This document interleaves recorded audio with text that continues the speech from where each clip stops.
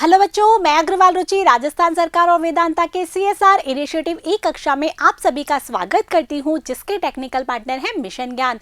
तो बच्चों, हम हमारा 18 चैप्टर व्यापारिक बैंक का अर्थ और उसके कार्य समाप्त कर चुके, जिसमें हमने लास्ट वीडियो में व्यापारिक बैंक द्वारा की जाने वाली साख सृजन की प्रक्रिया को डिटेल में जाना कि किस प्रकार व्यापारिक बैंक प्रारंभिक जमाओं को स्वीकार करते हैं और उसका एक अनुपात अपने पास रखकर शेष को ऋण के रूप में जमा कर देते हैं और उस जमाओं से व्युत्पन्न जमाएं उत्पन्न होती है। फिर उस व्युत्पन्न जमा से क्या करते हैं, उसका कुछ भाग नकद रूप में रखकर और शेष को वो उधार दे देते हैं। तो इस प्रकार से व्यापारिक बैंक की साख सृजन की प्रक्रिया चलती रहती है और इस प्रकार बैंक क्या करते हैं, बहुत अधिक मात्रा में व्युत्पन्न जमा उत्पन्न करते हैं और अपने लाभ को कमाते हैं। उसके बाद हमने देखा कि व्यापारिक बैंकों की साख सृजन की कुछ सीमाएं हैं, जिसमें हमने देखा केंद्रीय बैंक की मौद्रिक नीति, देश में औद्योगिक विकास का स्तर, लोगों की बैंकिंग संबंधित आदतें और देश में बैंक के विकास का स्तर कितना है, ये सभी साख सृजन की क्या थी, सीमाएं थी। तो आशा है कि आपको अच्छे से समझ में आ गया होगा, आपने पूरा चैप्टर अच्छे से रिवाइज कर लिया होगा, ताकि कि अब आपको क्वेश्चन आंसर भी तो सॉल्व करने हैं। तो शुरू करें हम वस्तुनिष्ठ और अति लघुत्रात्मक प्रश्न।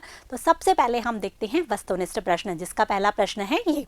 क्या प्रश्न है, व्यापारिक बैंक का प्रमुख कार्य क्या है। तो हमने काफी बार डिस्कस किया है कि व्यापारिक बैंक का प्रमुख कार्य क्या होता है, जमाएं तो स्वीकार करना और ऋण प्रदान करना। तो पहला ही आएगा इसमें आएगा ए ऑप्शन, जमाएं स्वीकार करना और ऋण प्रदान करना।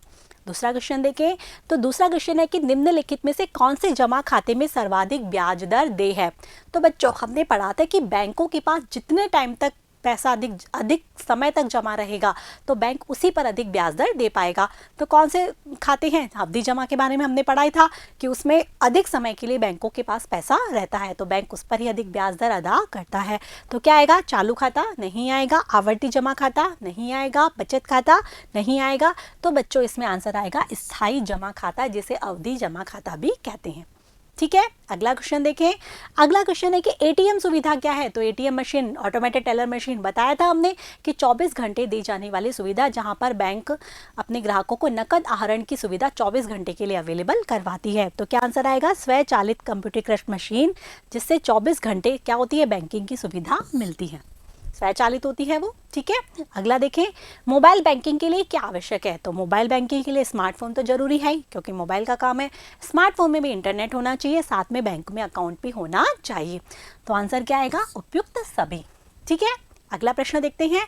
अगला प्रश्न है कि कौन सी योजना के तहत लोग अपना खाता बैंक में निःशुल्क खुलवा सकते हैं।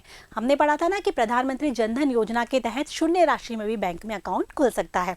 तो क्या आंसर आएगा बच्चों, इसमें प्रधानमंत्री जनधन योजना।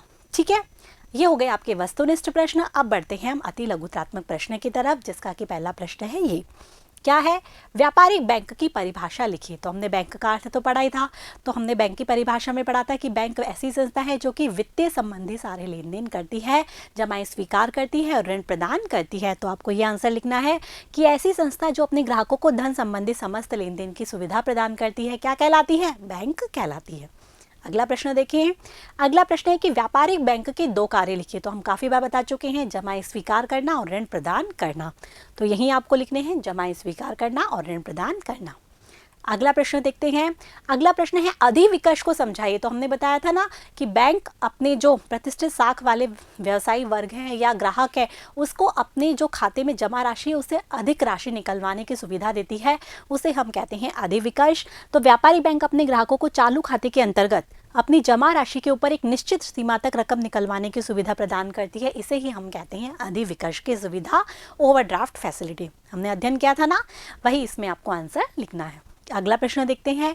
अगला प्रश्न है कि इंटरनेट बैंकिंग क्या है। तो ये भी हमने देखा था कि 24 घंटे दी जाने वाली सुविधा बैंकों के द्वारा, जो कि क्या कर सकता है, ग्राहक यूजर आईडी और पासवर्ड के द्वारा इसको यूज कर सकता है। तो आपको आंसर क्या लिखना है, इंटरनेट बैंकिंग के अंतर्गत बैंक अपने ग्राहकों को घर बैठे अपने खाते से विभिन्न सुविधाएं और भुगतान की सुविधा क्या करती है, प्रदान कराती है।